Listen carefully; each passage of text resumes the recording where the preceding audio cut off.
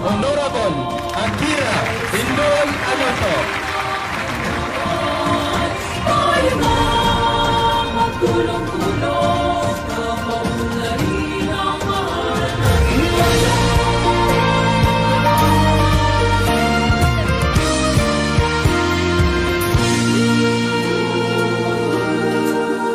Panahon na ng pagbabago, dahil sa ito ay kinakailangan tayo na magtulong-tulong na paunlarin ang mahal natin.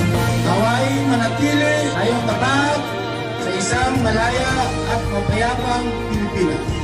Makakaasa po kayo, inshallah, makamit po natin ang pangarap natin na kalayaan, kalayaan sa gutom, kalayaan sa takot, kalayaan sa kahirapan. bawat mamamayan dito sa atin.